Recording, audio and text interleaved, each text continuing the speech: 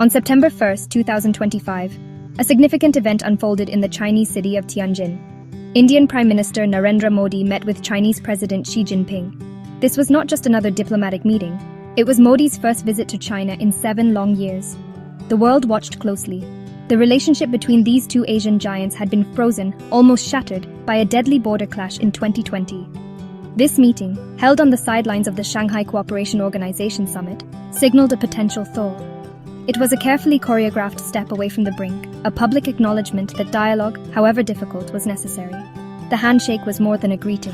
It was a symbol of a fragile new beginning. The immediate outcomes of the meeting were practical and tangible. Direct flights between the two nations are set to resume. Visa processes will be simplified, making travel easier for citizens on both sides. These may seem like small steps, but they are crucial for rebuilding connections that were severed. President Xi spoke of the dragon and the elephant needing to be friends in a chaotic world. He suggested that partnership was the right choice.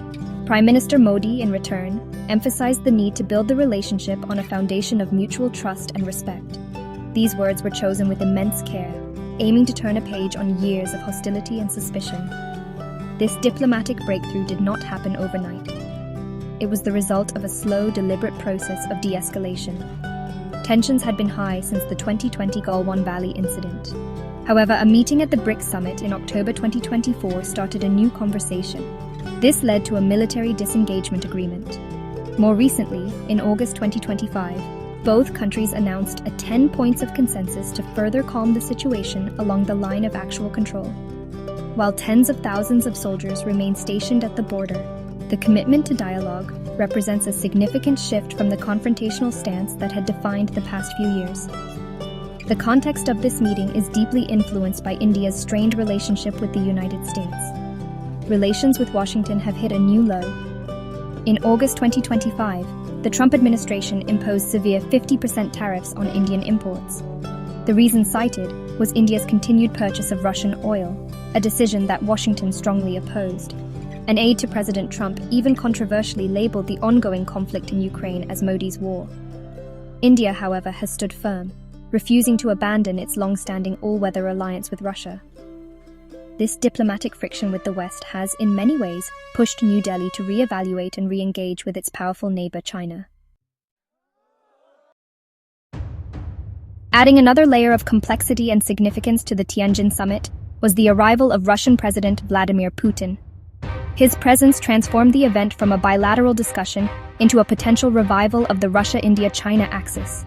The image of Modi, Xi, and Putin in the same city, engaging in high-level talks, sends a powerful message to the world. For Russia, which has been under intense Western pressure for over 3.5 years due to its invasion of Ukraine, this summit is a crucial platform. It demonstrates that Russia is not isolated. It still has powerful friends and partners who are willing to engage with it on the global stage. Putin's role is that of a strategic anchor. Russia enjoys a historically strong relationship with India, built on decades of military and diplomatic cooperation. At the same time, Moscow has forged a no-limits partnership with Beijing. This unique position allows Putin to act as a potential bridge between India and China, two countries with a history of deep-seated mistrust. By bringing them together, Russia aims to strengthen a bloc of non-Western powers. This grouping seeks to challenge the unipolar world order that has been dominated by the United States since the end of the Cold War. The RIC dynamic is all about creating an alternative narrative and power center. The revival of the RIC Forum is a direct response to what these three nations perceive as Western unilateralism. They are championing the idea of a multipolar world, where power is more evenly distributed among several major global players. This gathering is not just about photo opportunities. It's about strategic coordination. The leaders are likely discussing ways to reduce their dependence on the US dollar, enhance military cooperation, and align their positions on key international issues. For Putin, this summit is a victory, showcasing his ability to rally major powers against a common geopolitical rival and reinforce Russia's status as a great power. The timing of Putin's participation is also critical. With the shadow of Donald Trump's potential return to the US presidency, the global geopolitical landscape is filled with uncertainty. Many countries are hedging their bets and exploring new alliances. The RIC summit provides a framework for these three major Eurasian powers to coordinate their strategies in a rapidly changing world. It is a clear signal to Washington and its allies that a powerful counterweight to Western influence is solidifying. Putin's presence in Tianjin is not just about Russia's interests. It is about reshaping the very architecture of global power for the decades to come. The smiles and handshakes in Tianjin cannot erase a long and difficult history between India and China. The relationship between the dragon and the elephant is marked by deep-seated mistrust, stemming primarily from an unresolved border dispute that stretches back decades. This tension reached a boiling point in June 2020 in the Galwan Valley. A brutal, high-altitude clash between soldiers resulted in the deaths of 20 Indian and at least 4 Chinese troops. It was the deadliest confrontation between the two nuclear-armed neighbors in over 45 years. The incident shattered diplomatic ties and led to a massive military buildup on both sides of the border. Since that fateful clash, relations have been in a deep freeze. Diplomatic engagement was minimal, and economic ties suffered. The trust that had been slowly built over years was completely eroded. Both nations poured resources into fortifying their positions along the treacherous line of actual control, deploying tens of thousands of troops, advanced weaponry, and new infrastructure.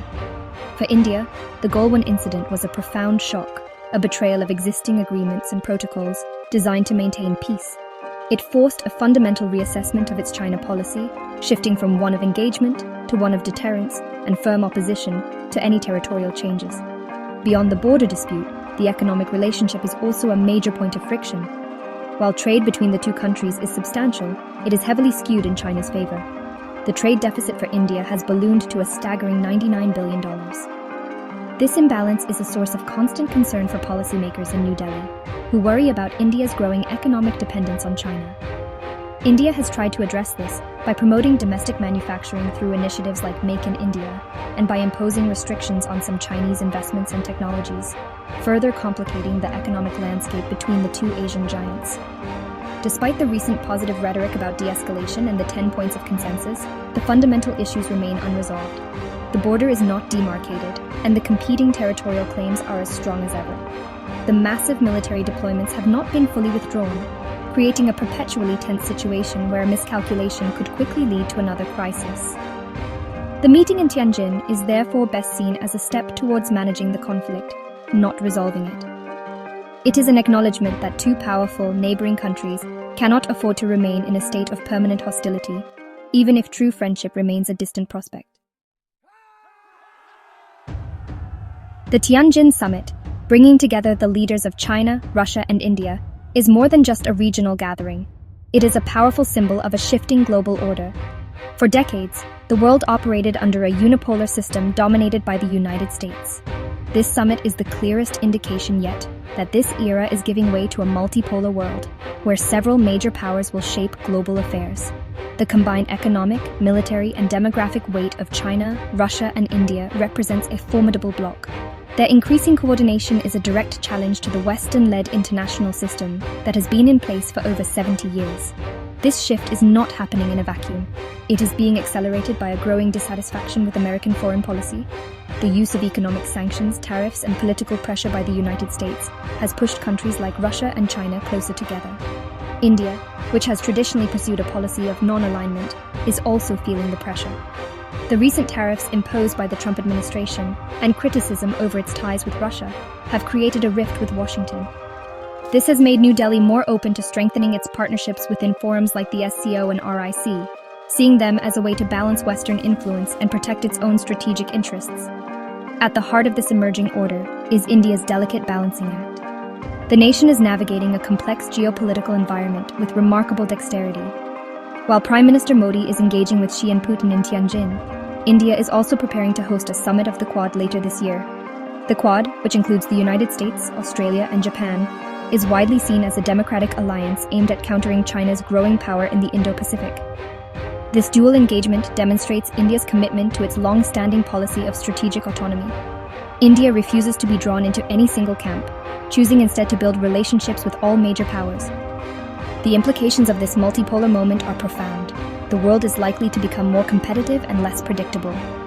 Global institutions may become forums for great power rivalry rather than cooperation. For India, this path is fraught with challenges. It must manage its deep-seated rivalry with China, while maintaining its historic partnership with Russia and nurturing its growing ties with the United States. Successfully navigating this complex web of relationships will be the defining test of Indian foreign policy in the 21st century. The Tianjin summit is not an endpoint, but a clear signpost on the road to a new and much more complicated world order.